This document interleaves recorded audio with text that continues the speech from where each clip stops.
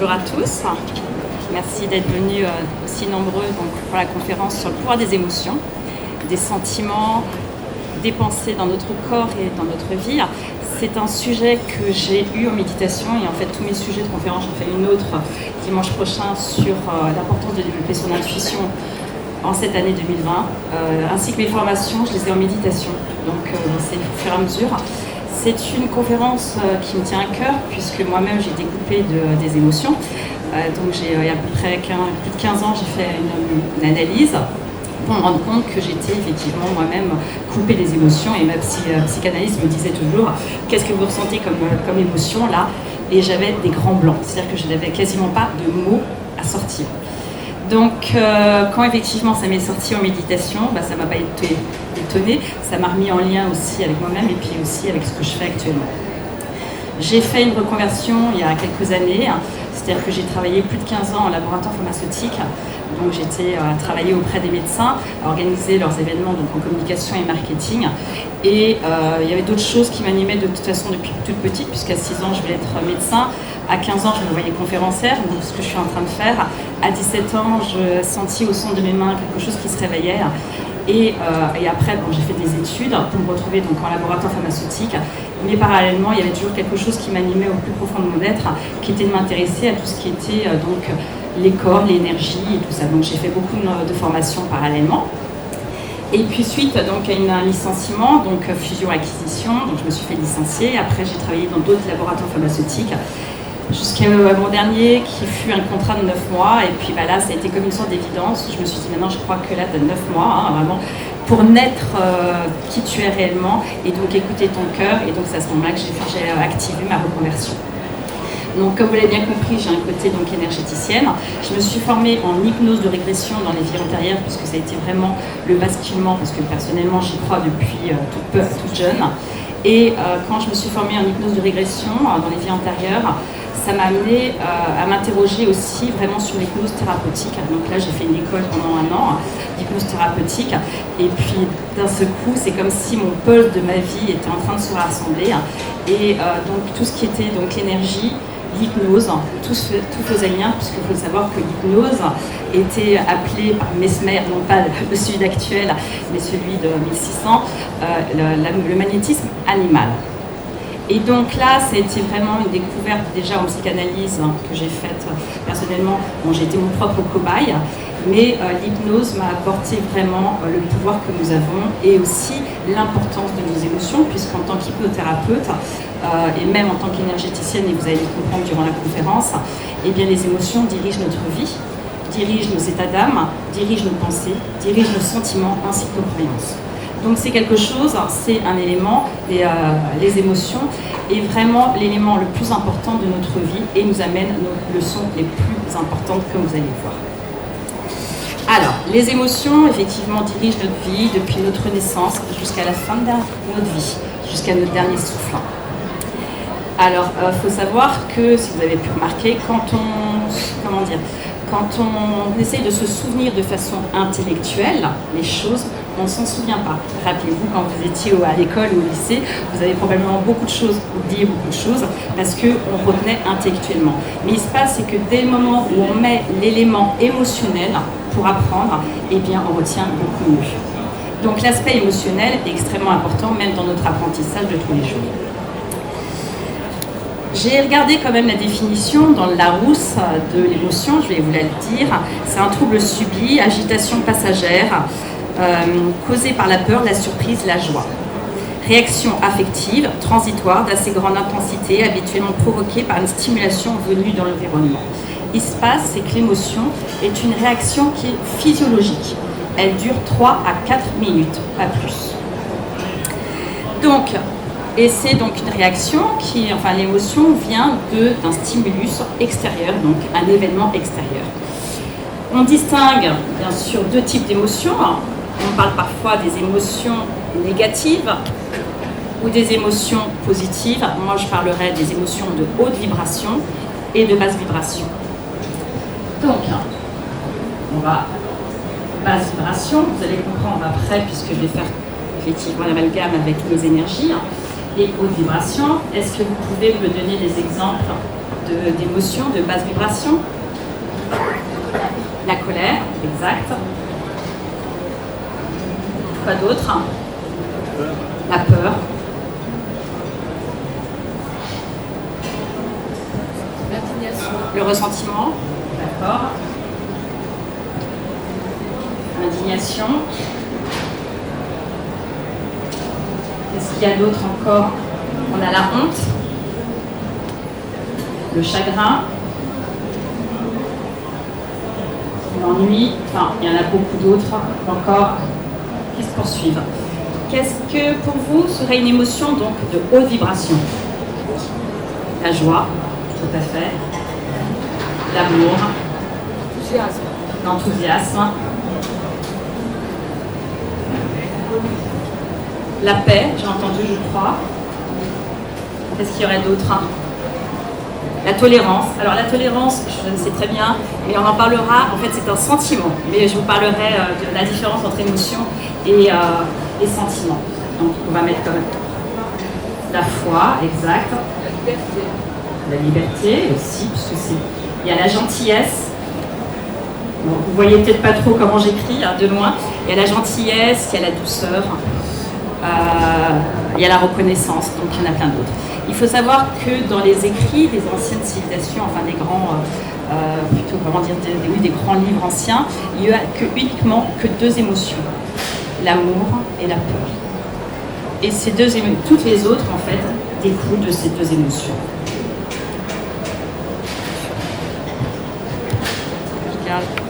Donc, l'amour et la peur. Alors, ça c'est effectivement dans les textes anciens. Il faut savoir aussi que, voilà, il y a un événement qui arrive. La première chose qui se passe dans notre corps, c'est une réaction qui est physiologique. C'est-à-dire que ça va être au niveau du corps, soit vous allez réagir figement, rougeur, vous allez avoir de la sueur, vous allez avoir de du froid, du chaud. Donc là, ce sont des réactions qui sont physiologiques. Donc c'est la première chose qui se passe dans notre corps. Par exemple, la peur face au danger, qu'est-ce qui va se passer? On peut être figé, ou alors on peut être dans la fuite. Pareil, la colère face à l'irrespect, généralement, qu'est-ce qui se passe à l'intérieur de nous-mêmes? C'est une sorte de bouillonnement, de colère. En joie, c'est face à un événement heureux, et bien on a notre cœur qui bat. Voilà ce qui se passe en fait dans notre cœur. Les émotions, effectivement, sont ressenties différemment d'une personne à une autre en fonction de notre histoire à chacun. Aussi au niveau de nos capacités intellectuelles qui est différente, au niveau de notre état aussi émotionnel du moment. Donc il faut savoir que les émotions nous différencient les uns des autres. Alors je vais vous parler donc du corps énergétique, puisque vous allez comprendre aussi. Il faut savoir qu'en médecine donc, asiatique, en Asie, la Chine, enfin les Chinois, la médecine chinoise parle de l'acupuncture, du shiatsu, donc ils considèrent que le corps est énergie, donc effectivement autour de notre corps, on a une aura, et donc ils parlent de 12 méridiens qui touchent les 12 organes. En Inde, ils parlent des fameux 7 chakras, voire il y en a plus, des centres énergétiques, chakra signifiant vortex en langue sanskrite. Donc je me suis intéressée très jeune à ça, puisque je me rendais bien compte qu'on n'était pas que un corps physique. Donc je vais vous faire un merveilleux dessin. Je n'ai pas pris mes crayons de couleur. Mais bon, vous connaissez, ça sera un bref cours sur les chakras. Donc, je me suis beaucoup intéressée donc, aux centres énergétiques et effectivement les chakras, qui sont des vortex qui tournent devant, mais aussi, il faut savoir, derrière. Il y en a, bon, je vais parler des 7 principaux et je vous inviterai à lire des bouquins, des ouvrages là-dessus. Donc, nous avons le premier, qui est donc le chakra racine, qui est de couleur rouge. Le chakra racine, il faut savoir, je vais vous donner des mots, correspond à « je survis ». C'est tout ce qui est lié à notre sécurité, à notre sécurité financière, professionnelle, familiale, c'est la confiance en soi, c'est la maison, c'est ici, maintenant. Chaque chakra correspond à un corps éthérique qui compose en fait notre aura. D'accord ? Il faut savoir que chaque chakra correspond aussi à un niveau de conscience que nous avons, mais aussi donc à la façon que nous pensons, puisque chaque chakra, vous allez voir, correspond donc à des organes, mais aussi donc à des choses dans notre vie, de ce qui se passe. Le chakra racine correspond donc en fait à notre corps physique. D'accord? Donc, je survis. Nous avons le deuxième chakra qui est 2 doigts en dessous du nombril, qui est de couleur orange et qui correspond donc aux émotions. Hein, voilà le sujet du jour. Et qui correspond aussi, le mot c'est je ressens. Donc c'est lié vraiment à tout ce qui est plaisir, la nourriture, les plaisirs sexuels. C'est aussi donc par exemple les enfants, l'utérus et tout ça. C'est donc généralement c'est là où se trouvent les émotions. Et donc là c'est automatiquement le corps émotionnel qui nous entoure. Nous avons donc ensuite le troisième qui est de couleur jaune qui se trouve au niveau du plexus solaire. Là le mot qui va avec c'est je veux, je rayonne. C'est-à-dire que c'est prendre notre place donc, dans notre vie, c'est de savoir où nous sommes, c'est donc lié à notre mission de vie, c'est également lié à l'ego, au pouvoir, à notre liberté. Et donc là, ça va avec le corps mental. Nous avons ensuite le chakra du cœur, où nous sommes en 2020 en plein dedans. Nous sommes dedans en ouverture, puisque vous allez comprendre que nous travaillons actuellement depuis des millénaires, nous sommes avec les 3 chakras du bas. Et donc là, c'est j'aime, c'est l'amour inconditionnel, c'est je m'aime et j'aime les autres. Et donc automatiquement, là, c'est le corps astral. Nous avons donc ensuite au niveau de la gorge, qui est donc celui de la créativité, donc qui est en lien avec le 3e chakra, de l'abondance. C'est aussi notre intuition. C'est le chakra de l'intuition, de la télépathie, de la clairvoyance. Donc là, je fais référence à ma prochaine conférence dimanche prochain. Et donc là, c'est le corps, c'est le corps éthérique. Voilà. Nous avons ensuite le troisième œil, le 6e chakra, qui correspond donc là, c'est je vois, je perçois d'autres choses et je comprends qu'effectivement, je comprends d'autres choses, c'est-à-dire que nous avons la connaissance de choses qui sont beaucoup plus abstraites. Et donc là, il est de couleur bleue indigo, la lazuli, et c'est le corps bouddhique. Et nous arrivons au dernier, qui est le chakra donc coronal. Il faut savoir que le 3e œil, c'est lié à la fameuse glande pinéale, et donc à la clairvoyance. Et donc ensuite, nous avons le coronal, donc qui est de couleur violet, et qui est la connaissance et je sais.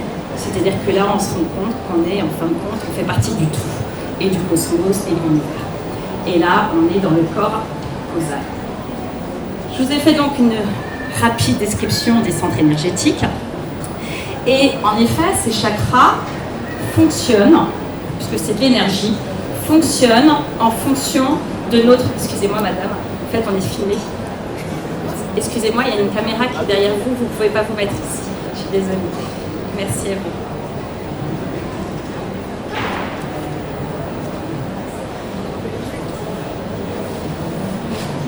Voilà. Et donc, en fait, les chakras correspondent et fonctionnent en fonction de nos pensées, de nos émotions, nos sentiments et de nos croyances. Et automatiquement impactent notre aura et donc nos différents corps éthériques. Donc, ce qu'il faut comprendre, c'est que la façon dont nous pensons, les émotions, eh bien, interagit au fonctionnement de ces centres énergétiques et donc automatiquement impactent notre aura. Il faut savoir aussi que nos émotions sont au niveau de ces 3 chakras inférieurs. Depuis des millénaires, on est principalement sur ces 3 chakras inférieurs, c'est-à-dire que, comme vous voyez, on est très, intéressé, voilà, on travaille régulièrement, on a besoin de sécurité, on a besoin de travailler, donc là c'est le premier chakra qui est lié donc, à la sécurité de tous les jours.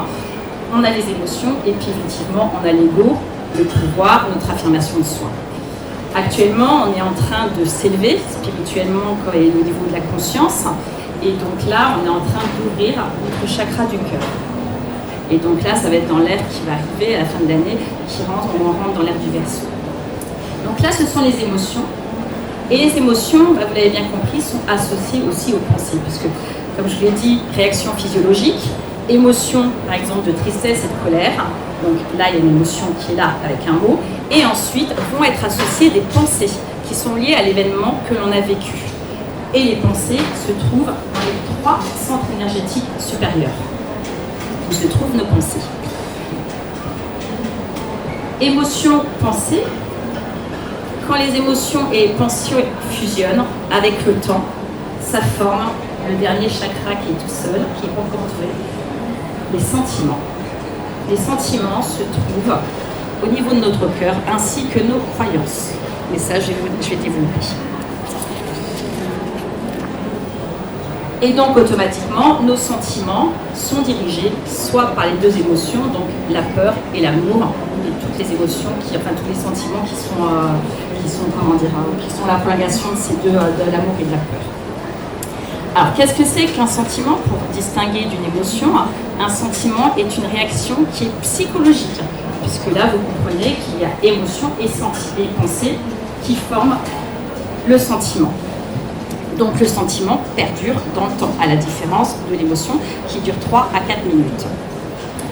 Alors, par exemple, on y trouve dans les sentiments, on y trouve le pardon avec le cœur et pas avec la tête. On y trouve la tolérance, on y trouve la gratitude, on y trouve la compassion. Et là, ce sont vraiment des sentiments et pas des émotions, puisque c'est vraiment avec l'ouverture de cœur. Donc un sentiment peut être une continuité d'une émotion. Par exemple, l'angoisse de la peur. L'angoisse est un sentiment et la peur est une émotion. La déception par rapport à la tristesse. Le sentiment peut être aussi la combinaison de deux émotions. Par exemple, la peur et la colère, quand elles ne sont pas exprimées, eh bien, elles se retournent contre son auteur en culpabilité. Ça vous est déjà arrivé probablement d'avoir de la colère envers vous-même et envers quelqu'un, mais en même temps d'avoir cette culpabilité qui est derrière. Les sentiments peuvent également être créés sans événement extérieur, et là, ce sont les suppositions. Ça vous est aussi arrivé de faire des suppositions, que votre conjoint n'est toujours pas arrivé à 20h, et vous imaginez le pire ou le moins pire, mais automatiquement les suppositions vont entraîner des émotions, puisque le cerveau ne fait pas la différence entre le réel et l'imaginaire. Les sentiments peuvent perdurer dans le temps, comme ils peuvent disparaître, c'est-à-dire ils naissent, ils évoluent, ils grandissent et parfois finissent effectivement par disparaître. C'est par exemple le cas de l'amour. On peut aimer une personne pendant un certain temps et puis ne plus aimer. C'est pareil de la haine. On peut donner de la confiance, notre confiance à quelqu'un, puis ensuite elle disparaît. La sécurité, c'est pareil. Donc voilà ce que c'est qu'un sentiment. Donc à la différence de l'émotion, le sentiment peut être ressassé. Mais ce qui est pareil, c'est que le sentiment doit être aussi exprimé. Parce qu'il est important, les émotions et les sentiments doivent être exprimés, sinon ça s'imprime dans notre champ énergétique. Et ça, je vais effectivement aussi. Donc, comme vous le comprenez, les émotions font naître les sentiments, mais les sentiments font perdurer les émotions. Comme par exemple, si votre petit garçon a eu peur parce qu'il s'est fait attaquer par le chien du voisin, eh bien ça va entraîner chez lui par la suite de l'insécurité. Et là, donc, c'est un sentiment. Les croyances.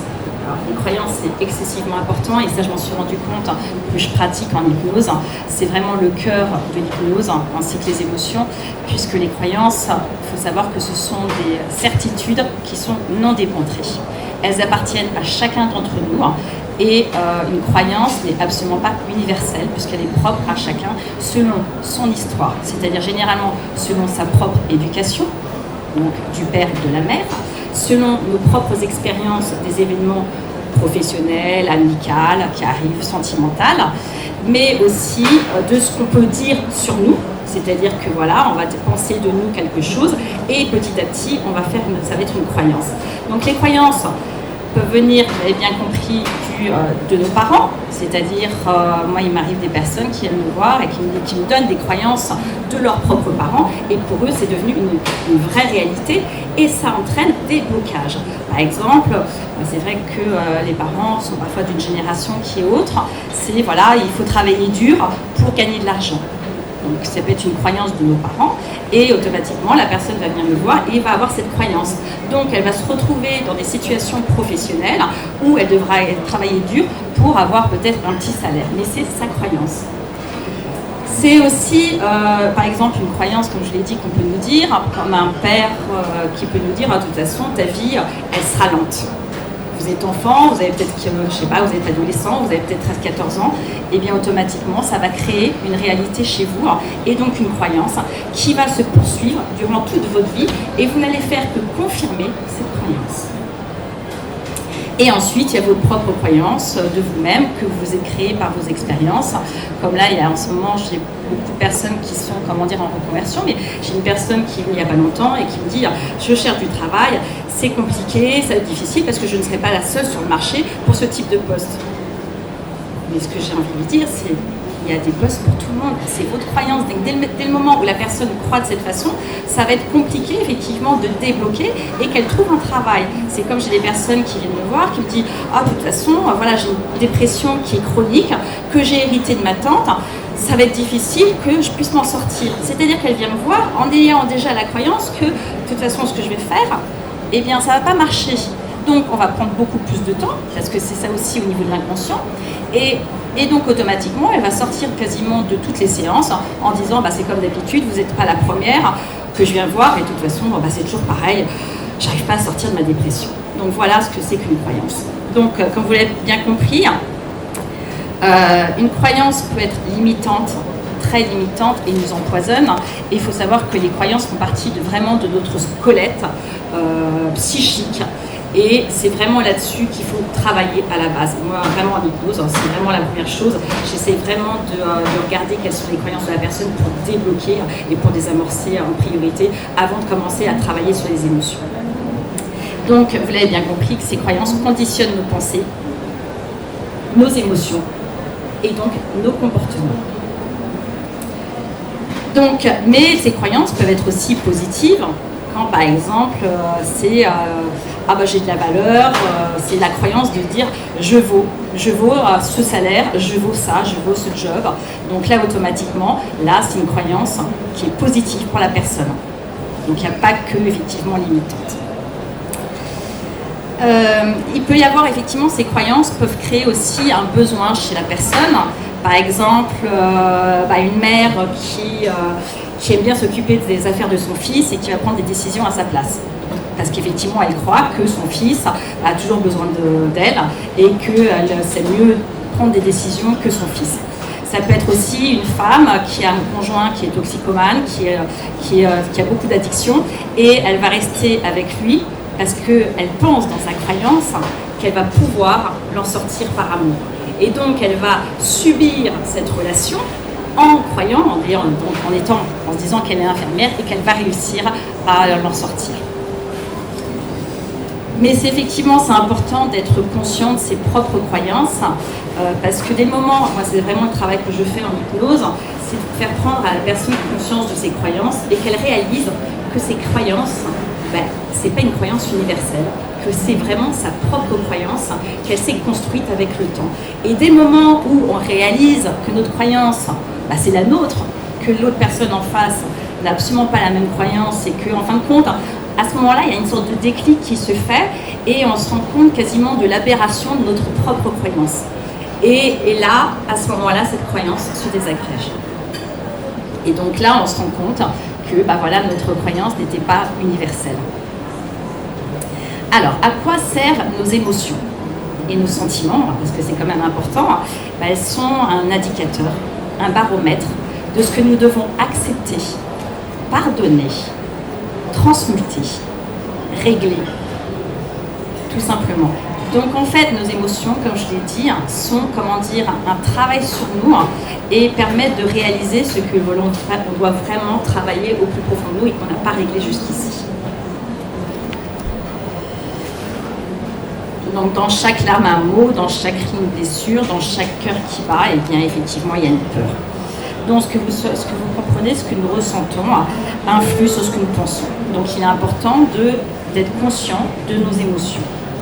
Puisqu'en effet, notre champ, comme je l'ai dit, nos centres énergétiques, nos chakras fonctionnent en fonction de nos émotions, de nos pensées et de nos sentiments.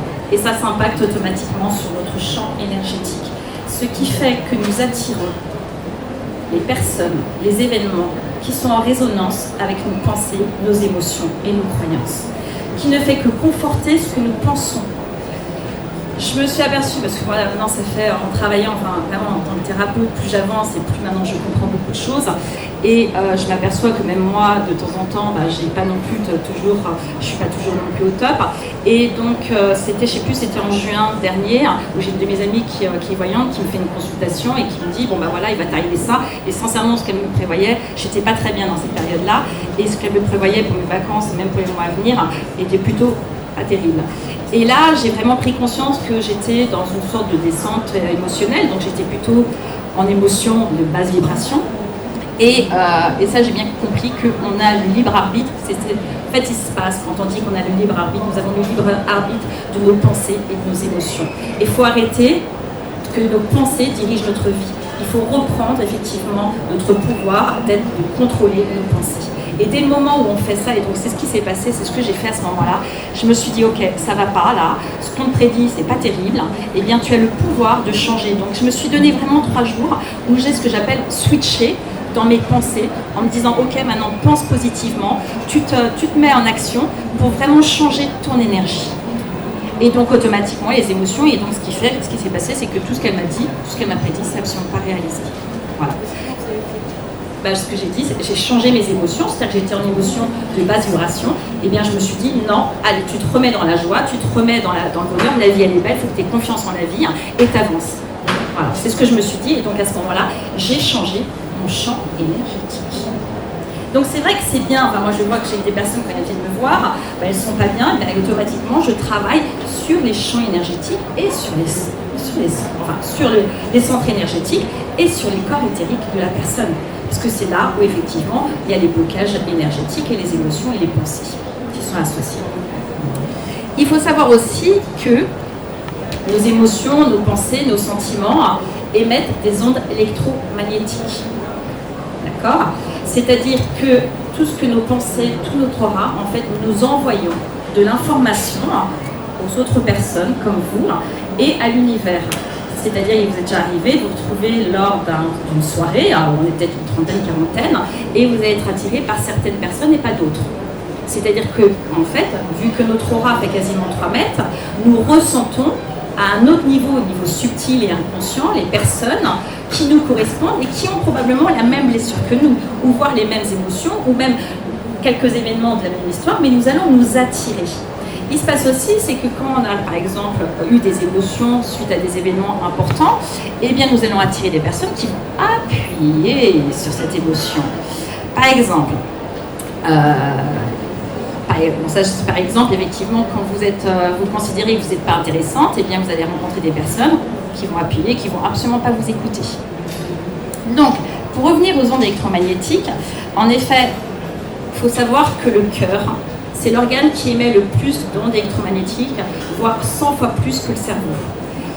Je suis tombée sur un article qui était donc lors de l'attentat des Twin Towers, du World Trade Center, et bien 15 minutes après, c'est-à-dire que le temps que toutes les images fassent le tour de la planète, eh bien les scientifiques se sont aperçus qu'il y a eu un pic au niveau du champ magnétique de notre planète. D'accord ? Il faut savoir aussi que tous les rassemblements de méditation pour la paix, pour la planète, pour les dauphins, eh bien c'est pareil, la méditation, il faut qu'elle soit dans le cœur. Et là, nous émettons par le cœur des pensées de paix. Et donc, on se rend bien compte que, donc déjà, avec cet attentat et donc avec ce champ magnétique, que nous sommes, nous sommes tous connectés les uns les autres et nous influençons ce qui se passe sur notre champ magnétique de la planète, mais aussi ce qui se passe sur la planète. Tout simplement parce que nos pensées, nos émotions émettent des ondes électromagnétiques. Je ne sais pas si vous, quand il y a eu la Notre-Dame qui a brûlé, moi je me souviens, je me retrouvais donc devant les infos et je ne sais pas ce qui s'est passé. J'ai eu des émotions qui me sont montées. D'accord ? Les émotions qui me sont montées, je me suis demandé si c'était mes émotions de tristesse parce que les images étaient quand même perturbantes ou si c'était des émotions au niveau collectif. Et sincèrement, j'ai senti que ces émotions n'étaient pas vraiment les miennes, mais étaient plutôt collectives. Parce que je pense que ces images-là, comme l'attentat du World Trade Center, ça nous touche au niveau du cœur. Et comme je vous l'ai dit, le cœur émet 100 fois plus d'ondes électromagnétiques que le cerveau. Donc, vous comprenez bien aussi que nos croyances influent également sur le monde et dans l'univers. Donc c'est pour ça qu'on est un petit peu aussi formaté. On nous maintient dans la peur au niveau des informations, parce que la peur étant l'émotion la plus basse au niveau vibratoire, la peur nous met dans ce premier chakra. Et le premier chakra, c'est celui qui vibre le plus bas. C'est celui qui est le plus dense. C'est celui qui est lié à la sécurité. Et plus nous sommes dans des peurs, d'accord, plus nous avons du mal à nous élever énergétiquement dans les chakras supérieurs et donc automatiquement à nous expanser au niveau vibratoire. Il faut savoir que plus nous montons, et là c'est bien parce que de toute façon la conscience ça s'éveille au niveau planétaire, nous sommes en train d'ouvrir le 4e chakra, donc celui du cœur, et nous allons évoluer, et plus nous élevons au niveau vibratoire, plus nous expansons au niveau de notre champ énergétique, et plus nous devenons conscients, et c'est ce qui se passe, les vérités sont en train de se mettre au jour en ce moment. Je me suis formée, c'est vrai que je ne l'ai pas précisé, au massage du ventre, puisque ça a été un petit peu pour moi donc, une continuité, donc travaillant avec les énergies, avec les corps éthériques, et puis donc les chakras, plus en hypnose, m'apercevoir que c'est travailler sur les croyances, sur les sentiments et les émotions des personnes. J'ai fait un massage, je me suis formée à l'unique massage qui est le massage du ventre. Et c'est le ventre, c'est les 2 chakras, le ventre, le plexus solaire. Et je me suis formée dans une école chinoise. Et là, j'ai été un petit peu plus loin. J'ai regardé dans les ouvrages aussi à quoi correspondait, puisqu'on appuie sur des organes, et à quoi correspondaient ces organes. Donc, je vais vous dire, puisque c'est sur mon site, mais vous pourrez toujours regarder. Alors, il faut savoir que, par exemple, nous avons le foie, qui va donc avec la rate, et ça représente la colère. La colère, et donc automatiquement, il faudra s'apporter de la gentillesse, il faudra s'apporter de la générosité, il faudra s'apporter aussi le pardon de soi-même, d'avoir de la colère, et le pardon à la personne qui nous a donné aussi de la colère. Nous avons donc l'estomac qui va avec la vésicule biliaire, et là c'est tout ce qui est lié aux inquiétudes, aux soucis, aux préoccupations. Donc là, il faudra s'apporter de l'équilibre, de l'harmonie, principalement, et puis de l'honnêteté envers soi-même. Ensuite, nous avons donc la rate qui est donc liée à l'anxiété, et là, il faudra s'apporter de la douceur. Nous avons aussi donc les reins qui vont avec la vessie.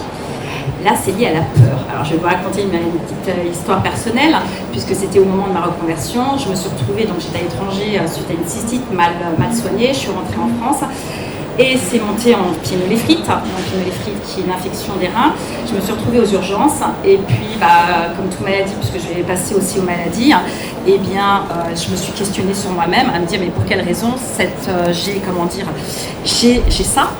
Et je me suis aperçue que c'était relié donc à la peur, et donc c'était effectivement à la peur de me lancer. C'est-à-dire de stopper l'activité que je faisais en laboratoire pharmaceutique. Et en fait, ma conscience était dissociée. C'est-à-dire que je travaillais, mais je ne me sentais plus du tout à l'aise dans ce milieu-là. C'était plus moi. Et cette envie de me lancer vers autre chose qui était l'appel de mon cœur et de mon âme. Et donc, mais avec cette peur de me dire, mais est-ce que je vais en vivre? Est-ce que je vais réussir? Et donc, en fait, il y a un moment donné, le corps l'exprime. Parce qu'effectivement, ma pensée, mes émotions, était dans mon champ énergétique, et petit à petit, à force de ressasser, j'ai peur de me lancer, j'ai peur de me lancer, et bien c'est arrivé sur mon corps physique. Et ça, je vais vous parler aussi des maladies. Donc, qu'est-ce qui se passe quand on est dans des émotions alors c'est vrai que on a plein d'expressions aussi qui sont liées au ventre. Par exemple, j'ai noté l'estomac noué, la peur au ventre, ne pas se faire de bile, ravaler sa colère, digérer les affronts, être pris au trip. C'est pas innocent. Vous voyez, toutes les émotions sont bien effectivement au niveau du ventre. Quand on est dans des émotions basses et des sentiments de basse vibration, qu'est-ce qui se passe dans notre corps? Eh bien, il faut savoir que la première membrane qui est impactée, c'est le fascia, qui est juste au-dessous de notre peau. Le fascia, automatiquement, quand il est impacté émotionnellement, eh bien, il se rétracte, et ce sont comme des filaments de mini-cristaux. Donc, c'est la première chose. Ensuite, notre respiration se fait beaucoup plus courte. Après, là, c'est physiologique, on va avoir de la chaleur, du froid, du chaud, on va être beaucoup plus rigide. Et il y a une incohérence cardiaque qui se fait. Notre cœur bat plus vite. Il y a une incohérence aussi de nos cellules. Et il y a un dysfonctionnement de nos organes et on peut faire aussi de l'hypertension. Voilà ce qui se passe quand on est dans des basses périodes, des basses émotions. Par exemple, la colère, les disputes augmentent le risque d'infarctus. La peur augmente le risque de maladies cardiovasculaires. L'anxiété réduit nos défenses immunitaires. Il faut savoir que pareil, le mauvais stress, vous avez dû remarquer, on dort moins, on est, on paralyse, ça nous limite. Mais le stress peut aussi, le bon stress, comme par exemple les commerciaux, peut donner effectivement plus de niaque pour arriver à un objectif. Donc il y a le mauvais et le bon stress. La tristesse, quand on est dans la tristesse, vous en avez pu vous apercevoir, automatiquement notre champ, notre énergie baisse, on est beaucoup plus fatigué, on a moins de motivation. On reste chez soi même et on va presque vers la dépression. Je crois qu'il en manque une. Alors effectivement, oui, pour arriver à la maladie, il faut savoir que la maladie, qu'est-ce que c'est? Le mal nous dit.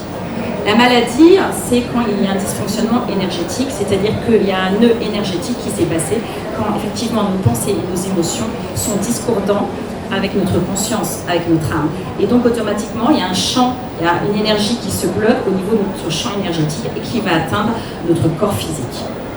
Donc, quand ça arrive à notre corps physique, généralement, ce qui est intéressant, c'est de savoir où se positionne la maladie, puisque la maladie correspond à l'un des chakras, donc à l'un de notre niveau de conscience, et donc automatiquement fait référence à notre façon de penser, aux émotions qui sont associées à ces événements. Il faut savoir que la maladie, ça signifie aussi que dans cette zone spécifique, eh bien, par exemple, un organe ou une zone, il y a une baisse énergétique, voire une faille. C'est-à-dire que là, il y a un nœud qui est lié à notre pensée, aux émotions qui sont de basse vibration. Et donc, petit à petit, ça va créer un problème, une fissure sur notre champ énergétique et donc va atteindre notre corps physique. Et donc là, va se créer la maladie. Donc, dans cette zone-là, où il y a la maladie, il y a une baisse énergétique. Et moi, j'ai beaucoup de personnes qui viennent me voir justement pour soigner cette zone, pour augmenter. C'est-à-dire qu'il est important de continuer d'aller voir le médecin. Le médecin, il est là pour guérir notre corps physique. Mais d'aller voir un énergéticien, nous, on va effectivement, restructurer et donner de l'énergie à votre champ énergétique pour effectivement, pas guérir, mais augmenter l'énergie sur cette zone-là. Voilà ce qui se passe en fait en maladie. Et donc, il faut savoir que, en effet, l'aura reflète notre santé. Il y a Émile Coué qui disait en 1857, il était convaincu du pouvoir de l'imaginaire sur nos maladies. Et le but de la maladie, c'est quoi? C'est de faire nous prendre conscience que quelque chose ne colle pas et qu'on doit changer quelque chose dans notre vie. En fait, la maladie, elle est là, elle a ce sens-là. Par exemple, la douleur aux hanches, généralement, c'est lié à la peur. Là, effectivement, c'est ce que je disais aux reins et aux vessies. Quand on a mal au dos, en haut, c'est lié au désamour. Quand on a mal au milieu du dos, il faut apprendre à lâcher prise. Il y a une petite métaphore que j'aime bien faire quand je suis en séance d'hypnose, c'est dire à la personne d'enlever son sac bourré de cailloux et de dire allez, il faut sortir les cailloux petit à petit, parce qu'effectivement, c'est lâcher le passé, les anxiétés et puis les événements du passé qui n'ont plus raison d'être. Donc maintenant, il faut repartir sur des bonnes bases dans le présent. Quand c'est effectivement le bas du dos, comme vous l'avez bien compris, c'est lié au premier chakra, donc c'est lié aux problèmes de sécurité financière, maison, familiale, voilà. C'est un petit peu en gros.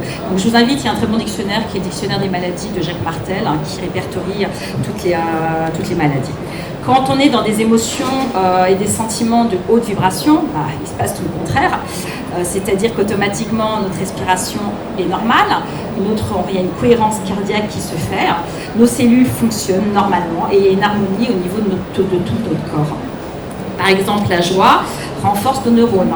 La bonne humeur répare effectivement, il faut savoir, les hormones du bonheur. Et quand on est dans l'amour, eh bien, vous vous rendez compte qu'automatiquement, on est en meilleure santé, on a plus d'énergie et puis ça donne des ailes. Donc, il faut savoir aussi, comme vous avez pu le remarquer, les personnes qui sont en émotion toujours positive, qui voient toujours les choses positivement, je suis étonnée, elles ont une forme olympique et elles ont toujours le sourire, elles ne sont jamais malades et elles courent dans tous les sens. Alors que les personnes qui sont dans des émotions, de basse vibration, toujours dans la tristesse, dans la colère, toujours en train de se plaindre, sont régulièrement malades. Et donc, en gros, pour effectivement être en bonne santé, il faut être toujours dans des émotions de haute vibration. Donc c'est vraiment le pouvoir de se rendre compte quand on n'est pas bien, quand on est dans des émotions et des pensées de basse vibration, c'est de se dire ok, là j'essaie, je switch. Il y a une phrase donc, de Voltaire que j'ai prise, j'ai décidé d'être heureux parce que c'est bon pour la santé. Alors comment savoir si on est effectivement dans un sentiment et dans une émotion? Eh bien il suffit de se connecter à notre cœur. Il faut savoir que le cœur, il est, il ne juge pas, il ne critique pas, et donc il sait ce qui est juste. Donc il saura vous dire si c'est une émotion et un sentiment. Et généralement quand on sent de la tristesse et de la colère dans le cœur, là on se dit que c'est un sentiment. Alors, il faut savoir que les émotions vont au-delà de notre vie, d'accord? Et elles vont au niveau du transgénérationnel. On récupère aussi les émotions du transgénérationnel et ça rentre dans nos mémoires cellulaires. Donc là, c'est ce qu'on appelle les mémoires cellulaires. Il y a un très beau film que j'ai vu dernièrement, que je vous conseille, qui s'appelle Les liens invisibles, d'une jeune réalisatrice. Et ce qui montre bien qu'effectivement, par rapport à ce qui s'est passé, c'est généralement sur 4 générations, des traumatismes, eh bien nous pouvons le récupérer. Par exemple, si l'arrière-grand-mère a été violée, là dans le film, c'était très bien dit, eh bien la 3e, 4e génération n'arrivait pas à avoir d'enfant. Et quand elle a su que sa grand-mère avait été violée, elle s'est autorisée à tomber enceinte. C'est pareil, les non-dits, eh bien les non-dits restent, c'est-à-dire qu'au niveau des mémoires cellulaires, on conserve des choses. C'est-à-dire que nous savons à un autre niveau certaines choses que ce n'est pas juste. C'est pareil, j'avais été dans une conférence de psychogénéalogie et il y avait un monsieur qui disait mais je n'arrive pas à réussir professionnellement, à chaque fois que je monte des sociétés, ça se dégringole. Et on s'est aperçu qu'en fin de compte, son grand-père eh bien, avait monté plusieurs sociétés, il y en avait une qui avait fait faillite et il s'en était parmi. Donc émotionnellement, il l'avait très mal vécu, il s'était lui-même, il avait même dépéri, et son petit-fils, son arrière-petit-fils, récupère cette émotion et donc lui, il doit automatiquement le transmuter. Tout ce qui est vie antérieure, puisque vous avez bien compris que je fais de l'hypnose de régression dans les vies antérieures, donc j'ai des personnes qui viennent me voir parce qu'elles n'arrivent pas du tout à régler certaines choses qui viennent de cette vie-là. Elles ont fait un développement personnel, elles ont été voir différents spécialistes. Et en effet, nous récupérons, moi je crois, dans les vies antérieures, mais on récupère des traits de caractère que l'on n'a pas réussi à modifier dans nos vies antérieures, et même des événements. Et donc on a pour rôle dans cette vie-là justement de travailler, puisque notre première mission c'est d'évoluer spirituellement et de travailler sur soi, et donc nos vies antérieures, on récupère des événements pour les changer. Et donc j'ai des personnes parfois qui viennent parce qu'elles ont des douleurs bien spécifiques, par exemple la cheville, les docteurs leur disent mais non il ne se passe rien, il n'y a rien du tout, mais en fait dans une de ses vies antérieures, eh bien, il a reçu une flèche au niveau de la cheville qui explique cette douleur actuelle. Ça peut être aussi d'autres événements, par exemple des liens très forts avec certaines personnes, et bien qu'on retrouve dans les vies antérieures. Et donc les personnes doivent régler quelque chose de fort dans cette vie-là. C'est pareil pour les liens karmiques. Qu'est-ce que c'est que les liens karmiques? On en a tous. Généralement, ce sont des liens qu'on a avec un père, une mère, un frère, une sœur, la tante, l'oncle.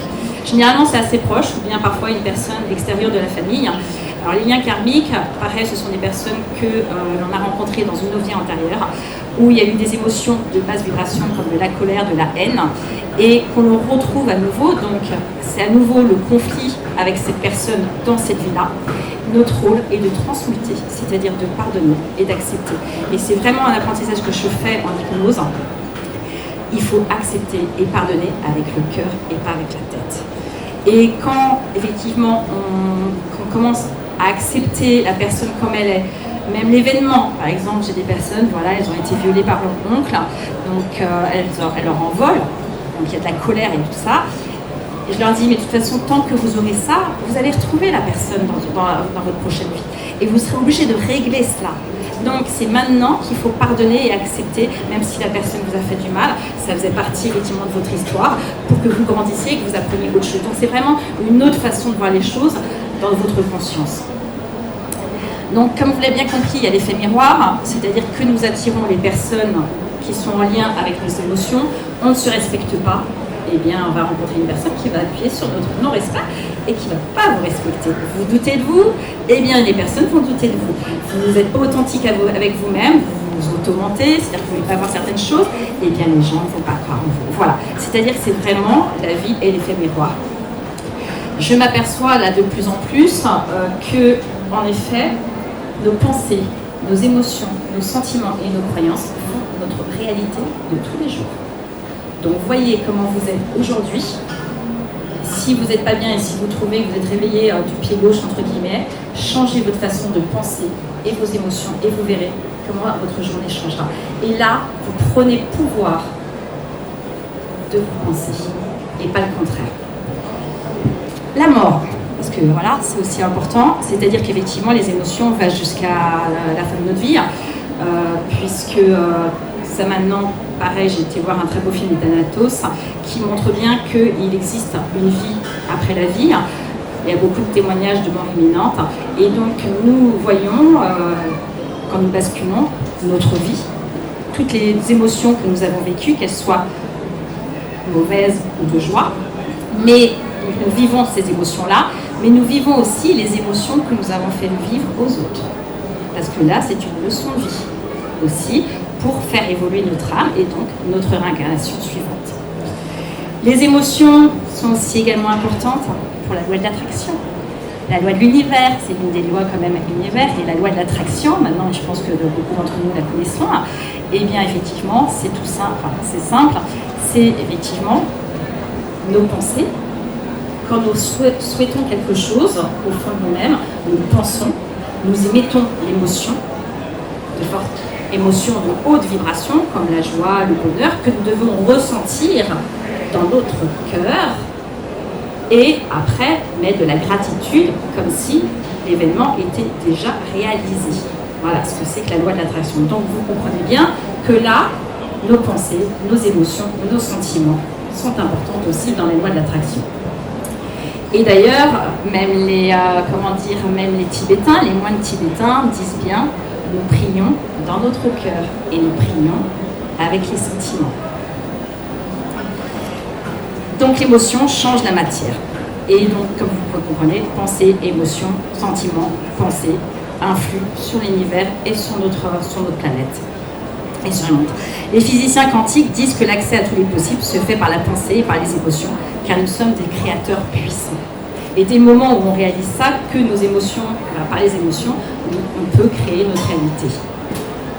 C'est comme ça qu'effectivement je suis tombée sur un documentaire qui parlait de l'évangile de saint Thomas, un peu de religion, et l'évangile de saint Thomas qui se trouve au monastère Sainte-Catherine, donc Mont Sinaï, qui a été écrit 300 ans après Jésus-Christ, et bien dit, ce seraient les vraies paroles du Christ. Et donc il y a un verset, il parle dans cet ouvrage, dans cet évangile, il parle de la réincarnation, et il y a un verset qui dit, le verset 106, quand la pensée et l'émotion ne font plus qu'un dans notre cœur, vous commanderez à la montagne de se déplacer et la montagne se déplacera. Cette phrase est répétée 3 fois dans cet évangile. Et il y a un autre verset qui est un peu similaire. Si les deux, entre parenthèses pensée et émotion, font la paix dans la maison, dans notre cœur, elles commanderont la montagne de se déplacer et la montagne se déplacera. Ce qui montre bien que nous sommes créateurs. Et ça, il ne faut pas l'oublier. Et donc, il faut demander effectivement avec le cœur, sans ego, sans jugement. Donc, il est important maintenant, en effet, de s'ouvrir au niveau du cœur et de se connecter à nos émotions et à nos sentiments. Alors, pour finir, effectivement, comme vous l'avez bien compris, nous avons donc ce pouvoir de co-créer, nous avons le pouvoir aussi de changer. Moi, je vois effectivement par les soins énergétiques, comme je l'ai dit, quand la maladie atteint le corps physique, continuez à aller voir votre médecin, mais effectivement d'aller voir, quand je viens voir pour un organe qui est bien spécifique, automatiquement on augmente l'énergie de l'organe. Et c'est ça qui est bien au niveau des soins énergétiques. On change l'énergie de la personne, on décristallise les émotions et les pensées, et on augmente son champ vibratoire de la personne qui est malade, ou même qui est en faible, qui rentre dans les émotions de basse vibration. On réaugmente et automatiquement ça impacte sa conscience. Parce que je m'aperçois, soins énergétiques et les séances d'hypnose sont vraiment liés. Parce que ces deux techniques, moi je vous mets dans les ondes cérébrales alpha-theta, donc qui est un état de relaxation profond, votre corps est endormi, et à ce moment-là, votre corps, on rentre dans la cohérence cardiaque, d'accord ? Et la cohérence cardiaque, c'est quand votre cœur bat à un rythme qui est le rythme de la Terre, et donc qui se met en cohérence aussi avec votre cerveau. Là, le cerveau change d'onde, puisque nous sommes actuellement en bêta, on passe en alpha, en theta, c'est quand ce sont des ondes cérébrales, quand on s'endort au moment de s'endormir et voir quand on dort. Dans ces instants-là, c'est l'apport de l'inconscient. C'est ce qui fait que quand vous recevez des soins énergétiques, vous êtes en état de relaxation, vous êtes en état de lâcher prise et vous êtes beaucoup plus réceptif aux soins et à recevoir le soin et donc automatiquement à changer votre énergie. Quand on est en hypnose, puisque c'est la même chose, mais là effectivement la personne est assise, je vous mets en relaxation. Vous passez en onde cérébrale alpha-theta, pareil, c'est l'apport de l'inconscient, vous lâchez. Et là, donc, les suggestions, les métaphores, eh bien, vous les acceptez beaucoup plus facilement que quand vous êtes dans cet état en onde cérébrale bêta. Parce que en onde cérébrale bêta, c'est le conscient. Le conscient, il analyse, il critique, il juge. Alors que l'inconscient, il dit, c'est bon, c'est pas bon, j'accepte pas. C'est ce qui fait la différence. Et donc, quand on est dans ces états de relaxation profonde, c'est comme la méditation, eh bien, on change notre façon de voir les choses. Et automatiquement, on a ce pouvoir de modifier, d'accepter donc les suggestions que je vous fais à ce moment-là, ou bien l'énergie que vous recevez, tout simplement. Voilà. Est-ce que vous avez quelques questions ? Bon, si vous avez des questions, Ah, oui. Ah, malheureusement, je ne vous entends pas.